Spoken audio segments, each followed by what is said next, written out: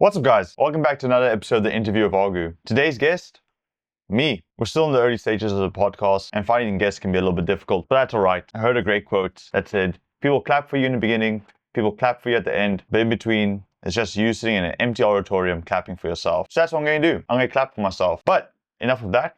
Let's get on to the episode. This is just a reminder that if you want to be on the podcast, feel free to drop me a message on any of my platforms or fill in the link in the description and you can be next on the show. For today's video, I'm just going to go through some topics that are near and dear to my heart and that I felt like discussing. So here we go. Luck, effort, and the stories we tell ourselves about success. So I want to start off by starting this segment and saying, I understand that not everything in your life is in your control. You do have a realm of influence, right? And the way I like to say it is like this. If this is the best life you could possibly live, like insert whatever your idea of a perfect life is, like you're a millionaire without trying, you have amazing genetics, you never have to exercise, eating is easy for you, you have all the friends in the world, you're charismatic, whatever you think is the best life, put it right here.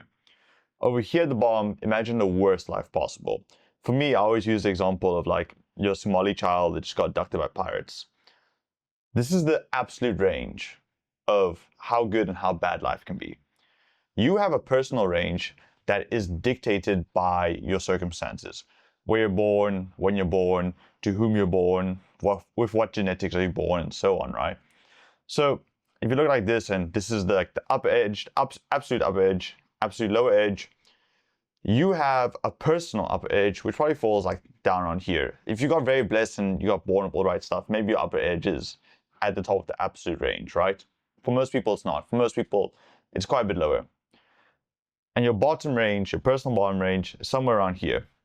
Now, you can be extremely unlucky and like fall way down here. But for the amount of people that think they're extremely unlucky, you'd think they don't know how a bell curve works. Realistically, your lower range is probably somewhere around here. Where you fall into in this range is how much effort you put into life. You determine where you fall into this range.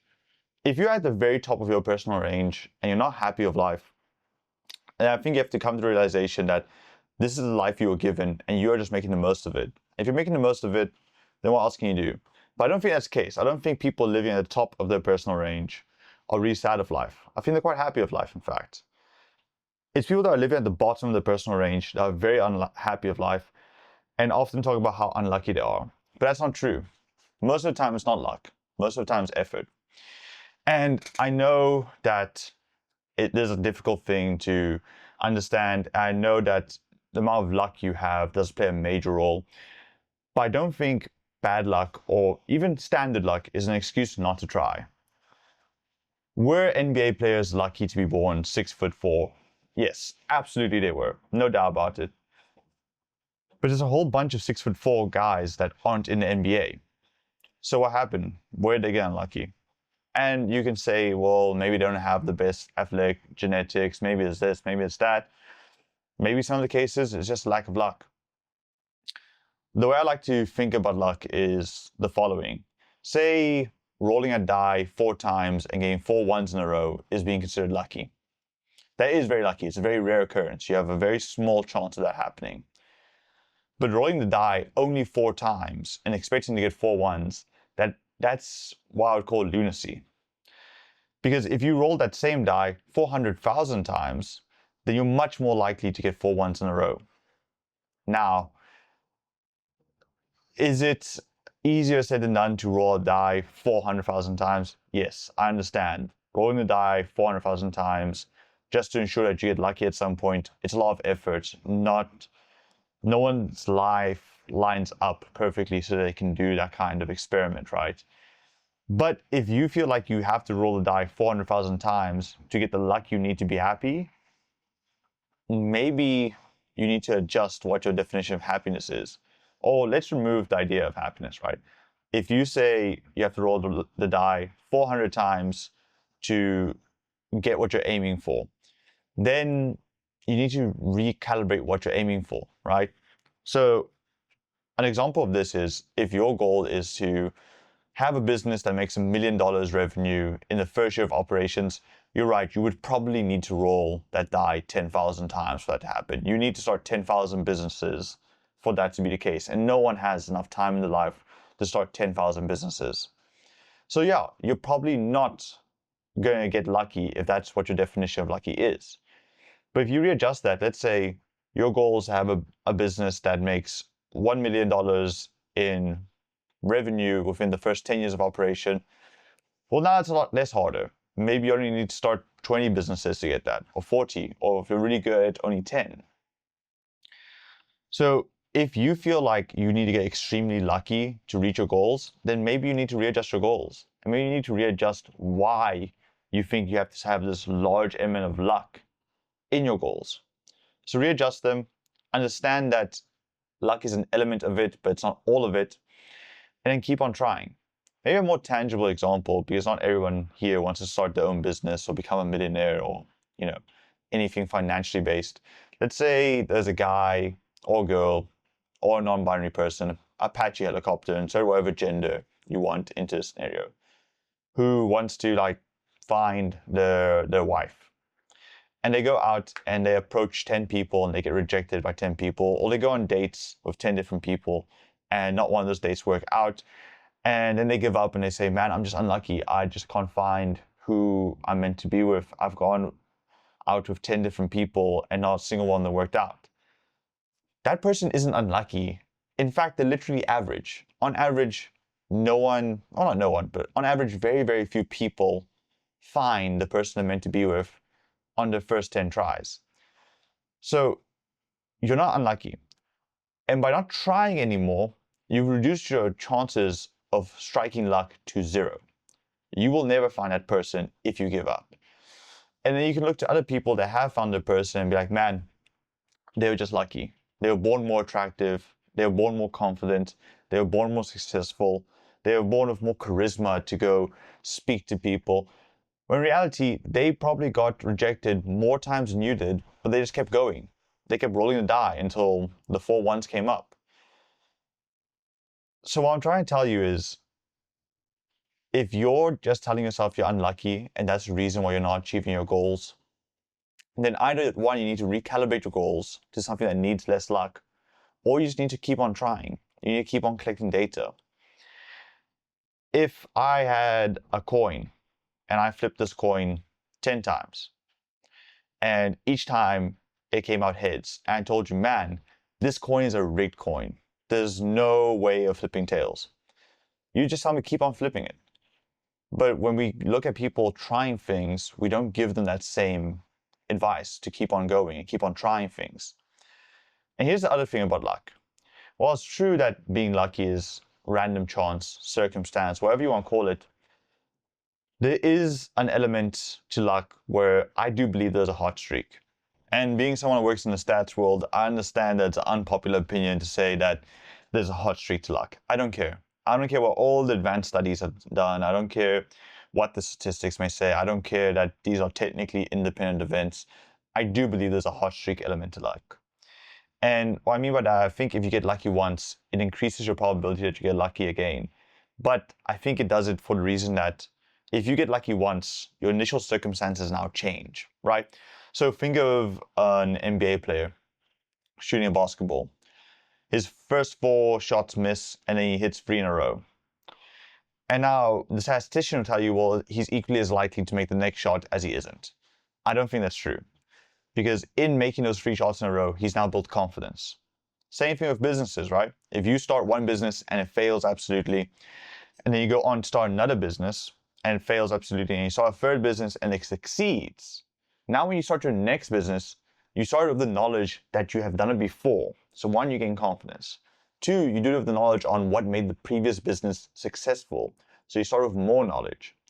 If you want to go back to the dating example, maybe the first date, it bombs, but it's because you were too nervous and things didn't click well and she didn't laugh at any of your jokes. Next date you go on, goes much better. They seem way more interested in you. They laugh at your jokes, and now you have more confidence. You know what works. Maybe you tried something different. Maybe you dressed better. Maybe you learned some topics of discussion. Maybe you did something that influenced the outcome of that date that made it go better, and now you bring it into your next event. And there's this thing where competence breeds confidence breeds competence, right? If you get something right, you're more confident, and being more confident, you're more likely to get right the next time. So if you're feeling like you're super unlucky, keep going until you get lucky once. And then use that luck with momentum and go on to the next thing and trying to achieve something else. I don't want us to tell ourselves that the reason that we don't have the lives that we want is because we're unlucky. It's not true. Yeah, maybe you don't have the life that you want because you've made an unrealistic expectation of the life you can have. Not everyone's going to be an NBA player. Not everyone's going to be a millionaire. Hell, not even everyone's going to get married. It's a sad truth of things. But if you need all these super specific things to line up for you to be happy, then the problem isn't luck. The problem is how you define happiness or how you define success or whatever you want to call it. That's the real problem. And the second problem is that you've given up before you tried. So I believe those are kind of my opinions on luck and effort. Yes, you do need some luck. Everyone needs some luck. But you will get that luck. Statistically, most people have average luck. That's how statistics works. So if you have average luck, then the only way to be lucky is to keep on trying and keep on trying and keep on trying. And yes, it's true, in the attempt to keep on trying, there'll also be a lot of cases where you get unlucky. But understand those are rare and they're going to happen. And you just gotta keep on going. And hopefully for that, you can find the luck hopefully for that you can achieve the things you want to. And not have something as arbitrary as luck get in the way. So this next topic, I'm gonna make a long-winded way of getting to my point, but stick with me. Because there's a bit of a personal story that helped me realize something big in my life. So I'm going to give you guys some behind the scenes information on me personally. And most of you that know me probably won't believe this, but I absolutely love dancing when I'm by myself. Boogie all the time. I love nothing more than my own music taste. And when I'm in my apartment, I'll groove and I'll jive and I'll have such a great time with it. And if I'm close enough friends with you and we're in private and I'm playing some music, you'll probably see me dancing. Very few people have experienced it, but some have. But I will never, ever, ever, ever dance in public. Just not me.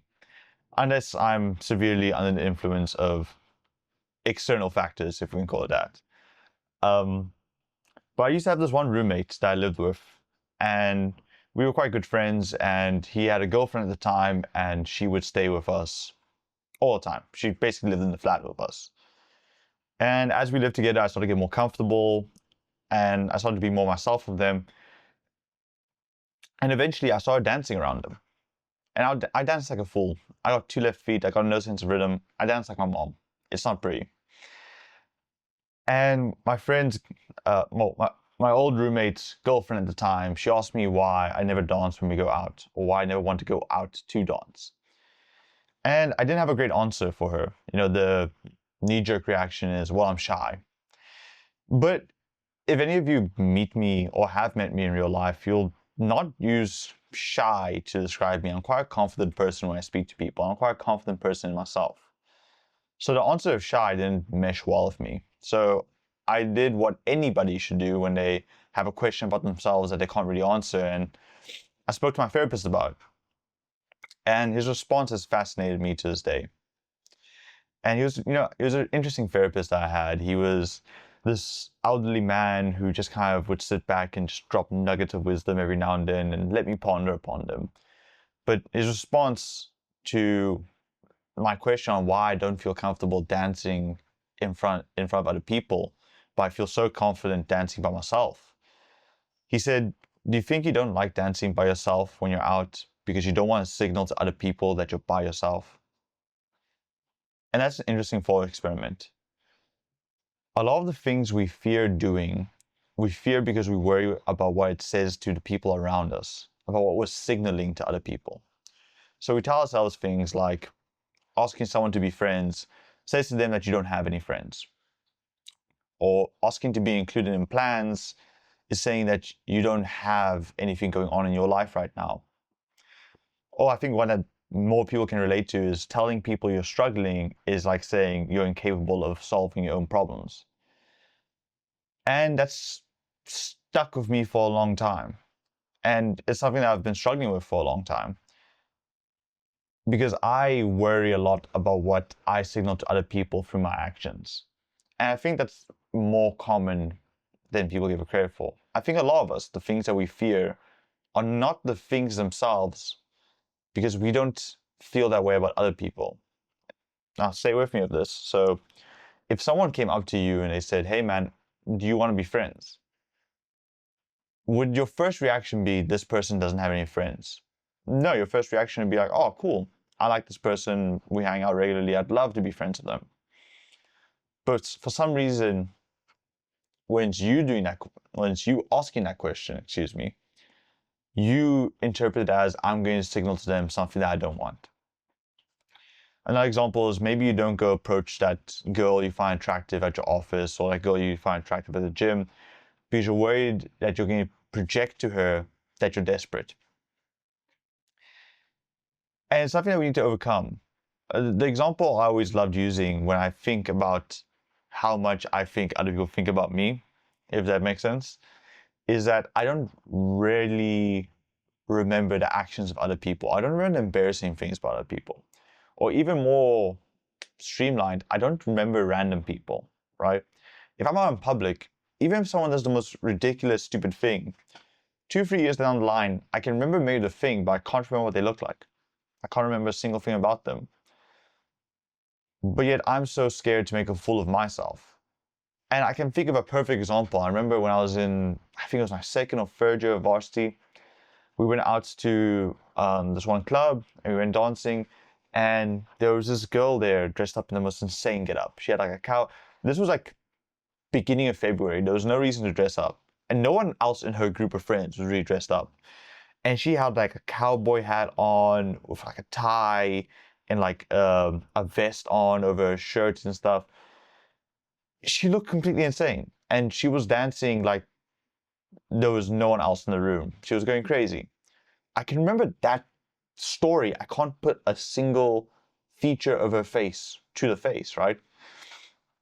And yet I think somehow people are going to remember the embarrassing things that I do, but I can't remember the embarrassing things that strangers do. I can't even really remember the embarrassing things that my friends do unless it became a story. So I've kind of struck luck in the sense that nobody watches this podcast. I get 10 views right now. I know each one is 10 people individually. And I think for most of them, I asked them to go watch the video.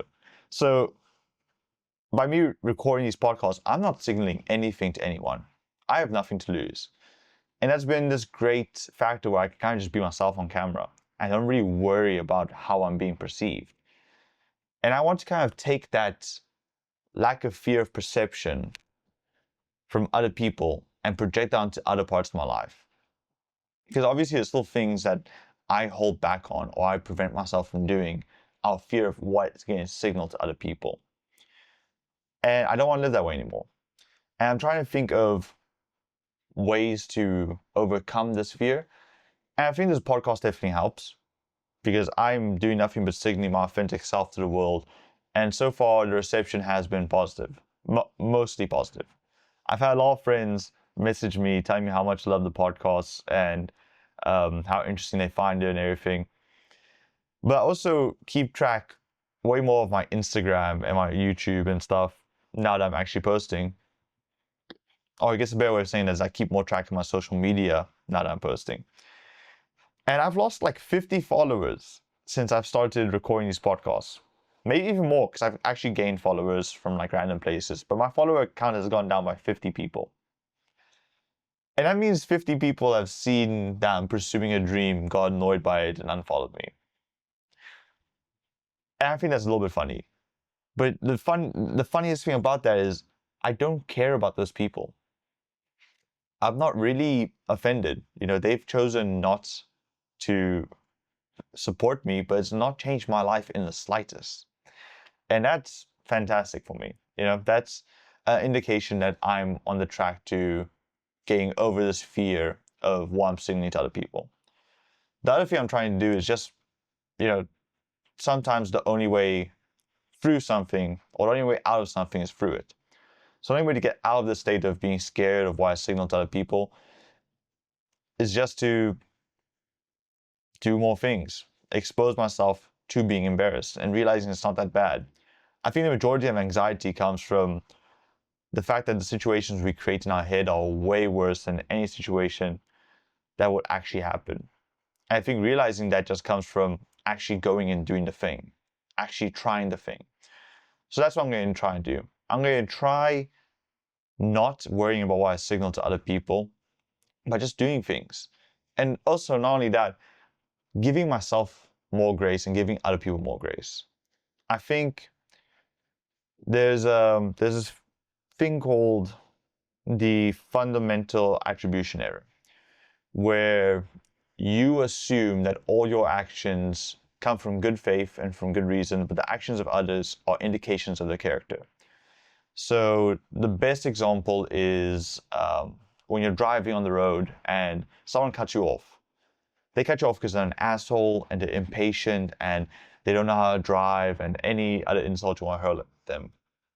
But when you cut someone off in traffic, it's because you're late and you don't want to miss this appointment and it's urgent and so on and so on. So you give yourself grace, but not to other people. I think in giving other people grace, you make it easier for yourself to give yourself grace. So when someone else does something embarrassing, it's not because, maybe a better example. When someone else asks to be included in plans, it's not because they're lonely and they have nothing going on in their life, they just want to be included. When someone tells you they're struggling, you don't look at them like this person doesn't have the life sorted out. You look at it as this person is going for a rough patch. Maybe something's out of their control have happened to them. And in giving that grace to other people, it becomes much easier to give it to yourself. So those are the two things I'm looking at to address this problem, is giving more grace to other people and also just trying more things and realizing that the outcome isn't as bad as I thought they would be. The next thing I kind of want to discuss is the stigma that's kind of been created around the word masculinity. Because I'm not a big fan of how masculinity gets used in the modern day. There's a lot of words thrown around a lot of words thrown around to precede masculinity, like the words toxic masculinity or fragile masculinity, or it's often attached to things like the word patriarchy. And I don't like the idea. And it's not because I think we can necessarily restructure the word or redefine it, I guess. I think we can restructure it. I don't think we can redefine it. We can restructure what it means to be masculine. And I think that simply for the reason that words change meaning over time, right? Like the word awful back in the 1800s used to mean full of awe. So in the 1800s, it made sense for you to roll over to your wife in the morning and tell her, honey, you look awful today. I encourage any of my married friends or any of my married viewers or any of my viewers in long-term relationships to turn over to their partner in the morning and tell them they look awful. The response won't be present, right? And that's because words change over time. They don't completely get redefined. Sometimes the original meaning sticks there. But they do change meaning. They get restructured. And that's why I want to do with the word masculinity, or at least in my circle of influence, right? Because I do think there's a lot of positive traits associated with masculinity. I think that men have an overwhelming desire to take care of people.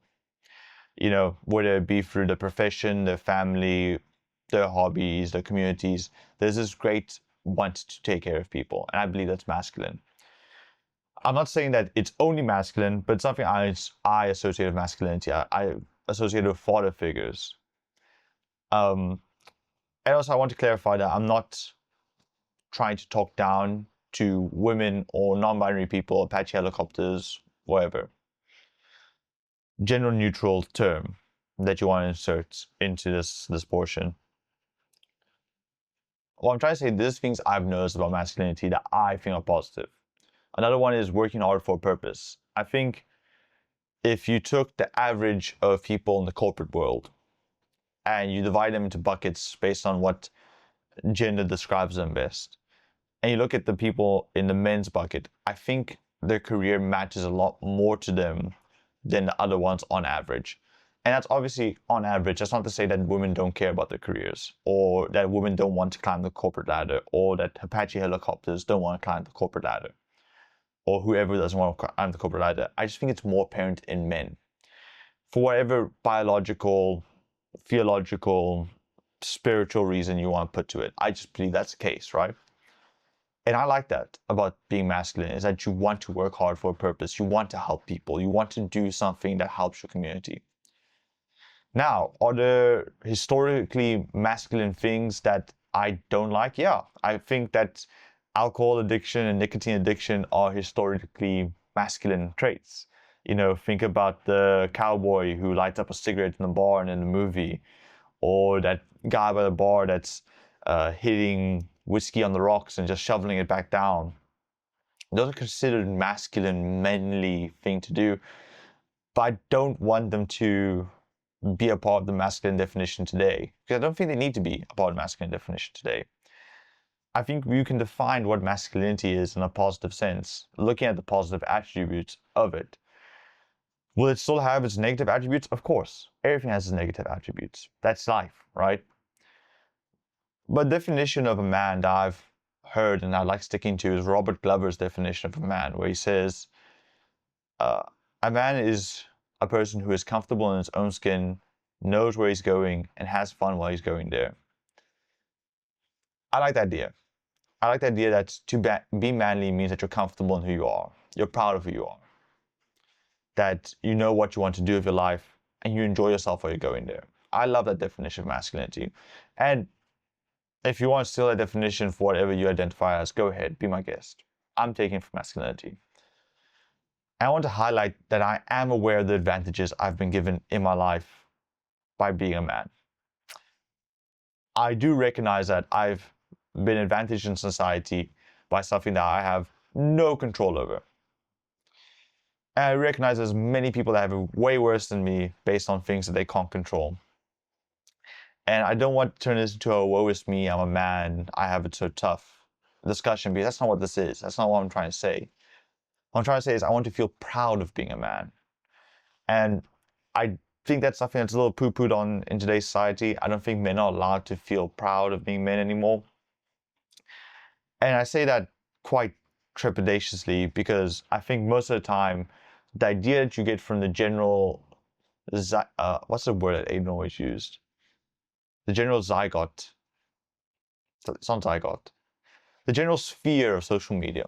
The idea that you get there aren't usually reflective individuals. Because if I go to someone on social media that is heavily on the left and identifies with a lot of left values that are associated with anti-men culture right now. If I go up to any one of those individuals, I'm like, hey man, I want to be proud of being a man. I don't think any of them will turn back and tell me it's a horrible thing. I think that it's just this idea we attribute to the whole that's not necessarily true for the individual.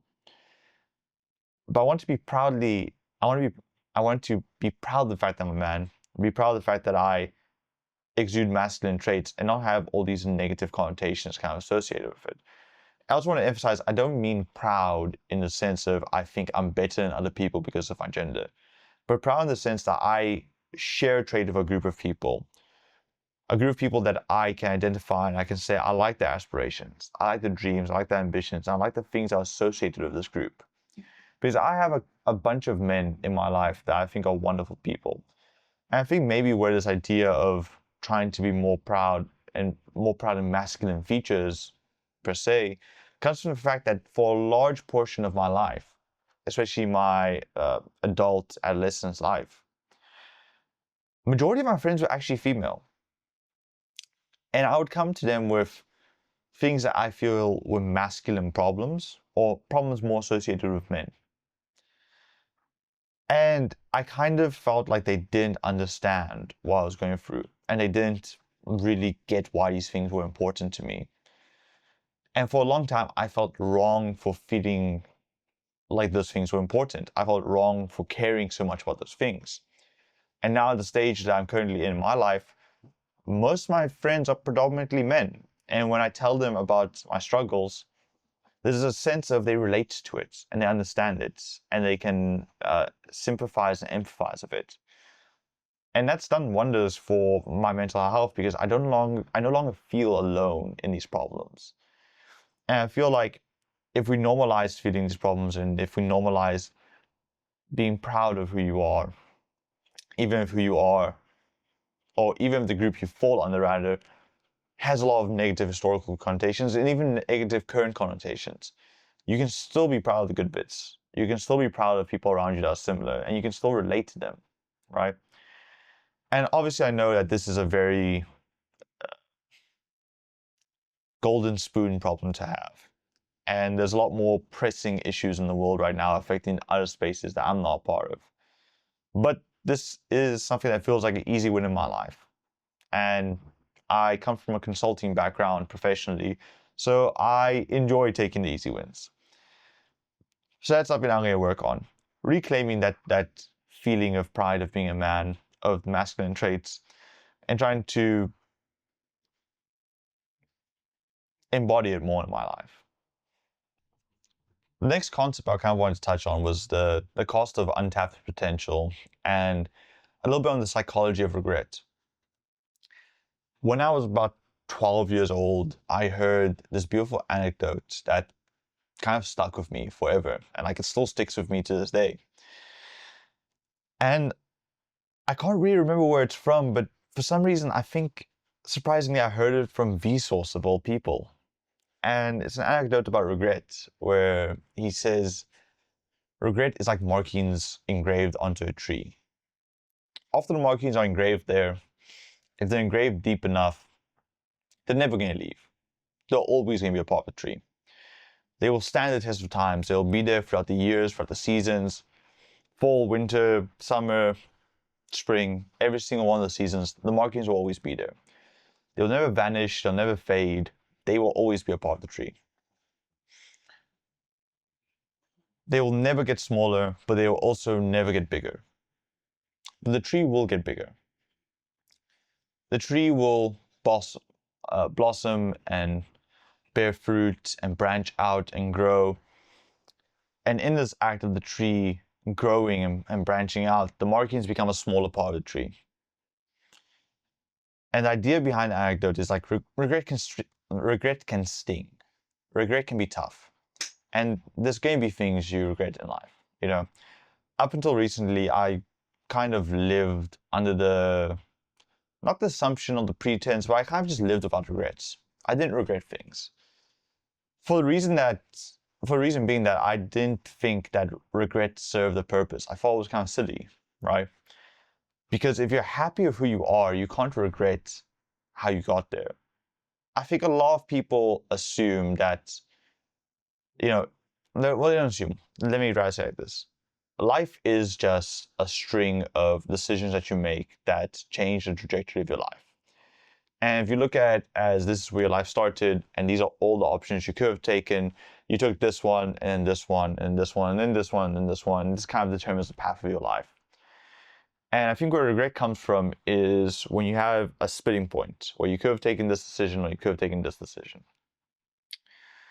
And you sit there and you look back and you think you should have taken the other decision because there's a lot more happiness that would have been associated with your life if you went the other way. The thing you don't see is there would be a lot of sadness there as well. It's not like you made the decision to your left and on the right path there's only happiness. There's going to be a lot of sadness there too. And you just don't see it. And where you currently are, there is a lot of happiness, but you only see the sad things. So it's kind of this biased look that what you could have had always seems better. But getting back to what I said originally, if you're happy with where you are now, you can't be regretful of how you got there, because no other chain of events would have gotten you to the place that you are now. There's no other, it's not all paths lead to Rome kind of situation. The way you got to where you are in life now, there was only one way to get there. So if you're happy with where you are, then you can't regret the decisions, right? And I think the reason why I've started to feel regret recently is because I wasn't too happy with where my life was going. And that's where the regret kind of sunk in. And I think as I progress to the place where I'm happier in life, I'm going to start regretting the things I regret a lot less. Just for the reason that if I get to a place where I'm happy, then the reason I would have gotten there is because I was in a position where I was regretful, where I was unhappy. The sadness that you experience now propels the next stage of your life. That's great. You don't get to the peak without going to the top of your life first. The hard times are what create the good times. So you can't regret the hard times because otherwise you would not have those good times. There was a survey done a couple of years ago that surveyed a whole bunch of people on their deathbed. And they asked the people on the deathbed, what was your biggest regret in life? And the number one answer by far, I think it was something like 90% of people answered this. They said, I wish I had the courage to live a life true to myself and not the life others expected of me. You will get to a point in your life where it's too late to make your regrets a smaller part of your life. It happens to everybody. My dad, God rest his soul, his last few years of his life were really unhappy. And I think it's because he had realized too late in life that he wasn't living the life that he wanted. He was almost 80 years old, and I think somewhere in his 70s, he's like, damn, I've wasted my chance. And in his 70s, then it is too late. What can he do? His life's been set in stone. Even if he lived his best life going forward, he only had 10 years left. A different person that I personally can attribute this to is my mom, My mom is now in a really good stage in her life where she's really successful and she has a lot of the things she wanted and she's worked really hard for the things she has now. But she looks back and she kind of thinks about, she wishes she started sooner. And obviously it's not too late for her because she's now achieving the things she wanted. Yeah, it came later in life, but it still came. For most people listening to this podcast, you aren't at the stage where it's too late to make your life or to make your regrets a smaller part of your life. So I encourage you to take your regrets and outgrow them. Branch out, blossom, bear fruit, and make those things a smaller part of your life. Be true to who you are, and make sure that your biggest regret on your deathbed is that you wish you had more regrets. And whatever branching out means for you or looks like for you, that's for you to determine. I'm not psychic. I can't sit around and tell you that the key to not having regrets later on in your life is to go start your own business, because you might not care about starting your own business. I can't tell you that the key to having less regrets in your life is to go write a book, because I don't know if you want to write a book. But I think what happens is you need to do some introspection and try and figure out what life do you want to live. Recognize that you did waste a lot of time. Maybe you're 34 years old. Maybe you're in high school listening to this. Like if you're 16 listening to this, you're in the perfect position. Go find out what you want to do with your life. Look at whether you're too late for it or just on time, whatever, and start working towards it. The best time to plant a tree was 10 years ago. The second best time to plant a tree is right now. So I encourage you, go do the things that you're putting off. Go start the things that you want to do. You're going to have a lot of regrets in life, but don't make your regret that you didn't try. You can regret the way you tried. You can regret the mistakes you made. You can regret leaving money on the table. You can regret leaving a job. But you can't regret not trying. And if you're half-hearted about something that you need to do, let's say you have some business idea but you don't know if it'll work, or you have some passion you want to pursue that you don't know if it'll work out or not. If you fail and you have to go back to your current arrangement where you're working a job you don't like, or you're stuck with a person that okay, maybe that's not a good example. You have to move back to your hometown that you despise, whatever it may be. Whatever the fallback is to failure, it's the exact same thing you're doing now. So if the worst case scenario is you go back to where you are now, and the best case scenario is you get to live out your dream, then why not try to live out your dream?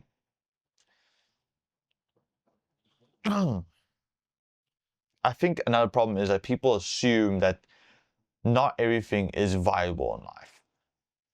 And I think specifically financially viable. And it kind of reminds me of the story of the Mexican fisherman. So if you don't know the story of the Mexican fisherman, it goes something like this. There's this rich billionaire who goes on a trip to Mexico with his family, and he organizes to go on a fishing trip with the one local 6 a.m. the next day. He gets up, gets on this little rowboat with the local Mexican man. The Mexican man's paddling them out into the middle of the water. And while he's being paddled out into the middle of the water, he turns to the Mexican man and he says, "Man, what you should do is you should get a second boat and hire 2 more people to come catch fish with you." And the Mexican man looks at him and goes, I was going to do a Mexican accent, but I think that would be a little bit insensitive. The Mexican fisherman looks at him and goes, "What would I do after that?" And the billionaire goes, "Well, after you get the second boat, then you can sell more fish, you can make more money, you can buy a whole bunch of boats." And then what do I do after that? Well, after that, what you do is you start up a factory where you start selling and exporting these fish. And you start making a lot of money on it, like selling it to overseas countries. The Mexican man replies to him, "And what do I do after that?" And after that, you sell the company for millions of dollars and you do what you want. And the Mexican man says to him, "Well, what I want to do is fish." So don't sacrifice the thing you want for the thing that you think will get you what you want. If what you want to do in life is get a whole bunch of money so that you then can pursue your passions, why not just pursue your passions from the beginning? I promise you, in the modern day, in late stage capitalism, any idea can work. There are people that have an app in South Africa where all they do is, instead of getting a parking ticket at underground parking, you just scan the app and you pay for your phone. Who on earth thought there was a market for that 10, 20 years ago? Those people are doing super well right now. There are people that make custom dog collars for a living. You can make anything financially viable. Or if you want to go a different route of it, for a large portion of history, academics didn't make a lot of money. I promise you, Andrew Huberman is making a bunch of money from his podcast. He followed the passion and made it work. Lex Friedman is making a bunch of money from his podcast. He followed the passion and made it work. Sorry. Whatever you want to do, go out and try it and worry about making it viable later. You'll find the path to viability if you just stick with it long enough. So go do what you want to do. Go find out what it is to be true to yourself and go live out that true life, and don't live with regrets. Blossom, bear fruit, branch out. Be the person you want to be. The last topic I wanted to discuss was integrity, self-trust, and the damage of breaking promises to yourself. So something I really want to emphasize this year is keeping promises to myself. And the reason for that is I think there's this common trend amongst people who dislike themselves.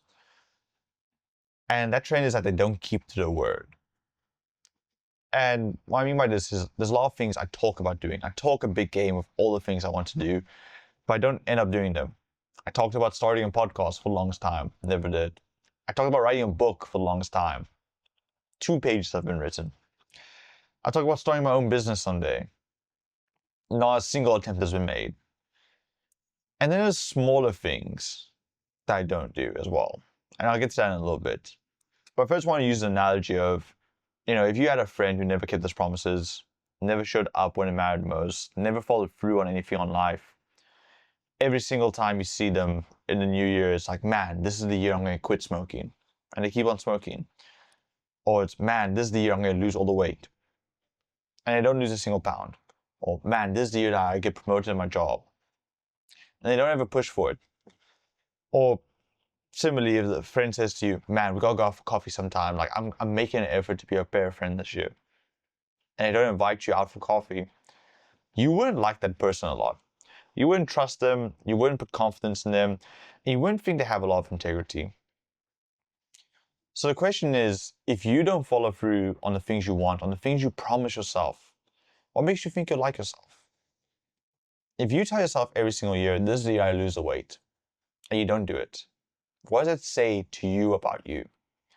If you say to yourself, this is the year I branch out and I do my own thing, and you never do, what does it say about you? And I think that's why people with a low self-esteem or who dislike themselves is because they don't keep the promises they make to themselves. And I think the reason that most people do this is because they assume doing hard things stays hard forever. And it's not true. I think if you had to knee an elephant, you would do it piece by piece, right? And there's levels to difficulty. So, for example, waking up every morning and making your bed is difficult. It's not running a marathon difficult, but it's difficult. Cleaning up your space every morning is difficult. It's not running a marathon difficult, but it's difficult. Calling up your friend and telling them how much you appreciate them, it's difficult. It's not running a marathon difficult, but it's difficult. There's a lot of small difficult things you can do in your life. And what I recommend is pick up 5 or 6 hard things that you can do every day and keep track of it. Whether it's reading 10 minutes a day, doing the dishes, doing a cold shower, meditating, stretching. Pick 10 difficult things, or not 10, sorry. Pick 5 or 6 difficult things and do them as much as you can for a couple months, right? And what you'll notice is that doing harder things becomes easier. Because once you get good at doing the small difficult things, you get better at doing the big difficult things. Because you made a promise to yourself to do something and you kept on doing it. So the next time you make a promise to do something, you have the confidence that you've done it before. And I try to apply this to different aspects of my life. The one thing I think about often is I got an engineering degree. My opinion about engineering degrees changed vastly over time, and I started thinking they're not as difficult as people make them out to be. But I've come to accept that they are difficult. I did something extremely difficult. I worked really hard. I got a master's degree in it, and I got a really good job. So if I've done that, when I started engineering, I knew nothing about it. I had to learn from scratch, and I did it. It took 4 years plus 2 extra years for masters, but I did it. So what makes me think I can't apply it to other parts of my life? I'm not very charismatic now, but that doesn't mean I'll never be charismatic. If I mastered engineering, why can't I master being charismatic? Or why can't I master podcasting? Why can't I master YouTubing? Why can't I master editing? I've done difficult things before, so I should have confidence in my ability to do difficult things and to learn new things. And once you can start getting more confidence in this ability to do difficult things, then the barrier to entry or the measure of resistance gets lower and you get better at just doing things. I think this coincides with another concept that I've been thinking about recently, where it's happiness isn't passive, it's active. Happiness isn't owned, it's rented. And rent is due daily. And yeah, some days suck. Some days you're going to be unhappy. That's life, man. You're guaranteed those tough days. Some days you're not going to keep your promise to make a bed. Some days you're not going to keep your promise to take a cold shower. Some days you're not going to keep your promise to call up your friends. But it's the trends that matter more. And if more times often not you're doing the things you said you're going to do, and if more often than not you're happy instead of being unhappy, and if more often than not you're being a person of integrity that keeps to what he's saying, then that's good enough, man. You don't have to do it every single day, but you have to do it consistently enough that you're happy with it and that you're making progress and that you're getting better at it. So that's something I'm trying to do. I'm trying to really master the small things. I'm trying to post content every single day. I'm trying to make my bed every single morning. It sucks. I hate making my bed. Like, people that just make the beds in the morning, I don't get them. They're crazy. But I'm doing it more and more. And I miss some days, and you're going to miss some days. And some days I think I'm an idiot for starting this podcast. Some days I think that this is never going to take off.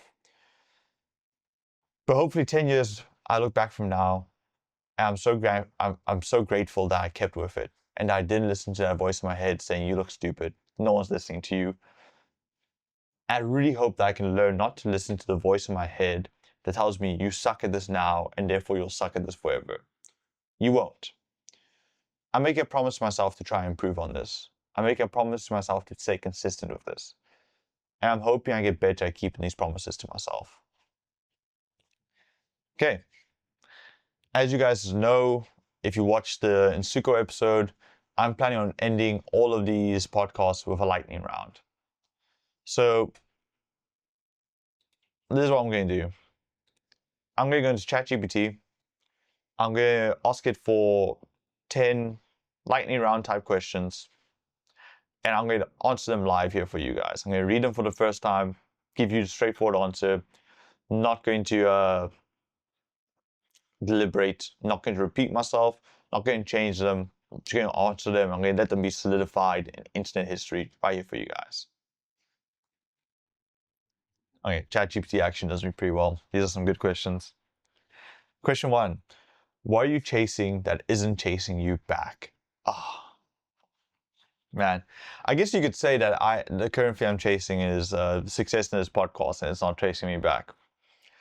Early days, but I feel like it's a little bit unfair because I think that question is more why are you pursuing that's not for you that you still think is for you. There's a couple of things that come to mind, like not going to deliberate. I just said I'm not going to deliberate on these, and now I'm deliberating. This podcasting thing, I'm chasing this podcasting thing, and right now it isn't chasing me back. Going to keep on chasing it though. What are you pretending not to know? I'm pretending not to know that I'm absolutely terrified for the sabbatical I'm taking next month.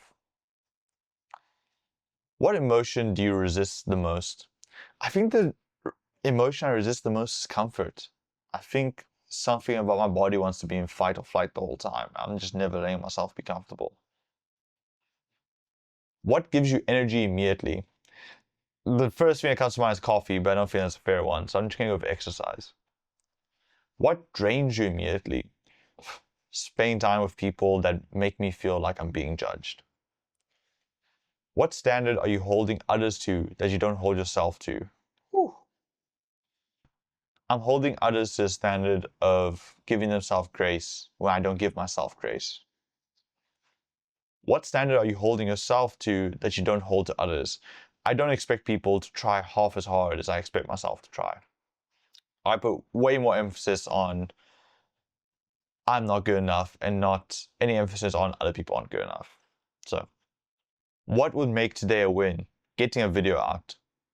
What feels unfinished in your life right now? Probably that book I want to write. Aiden's going to kill me. Someday I'll write it. Might be 10 years down the line, but I'll write that book eventually. What would you regret not starting this year? I think the process of being comfortable in my own skin. I think that's something I've been putting off for years. And I think that's something I want to start now. So there you go, guys. Lightning round done. If you guys enjoyed this episode of the interview of Agu, please leave a like down below, leave a subscribe, leave a comment. Right now, it's like 10 guys watching this video. I appreciate every single one of you. So Cam, Kyle, Aiden, Brendan, thank you guys for watching. Like, I know you guys have made it to this part of the video, so thank you guys for sticking around. And hopefully that I'm not clapping for myself for too long, and hopefully more people join on. But if you want to be on the podcast, there's just a reminder that you can just message me on any of my platforms, or you can fill out the link in the description. If you enjoyed this video, please share it with a friend. And until next time, have a great day, guys.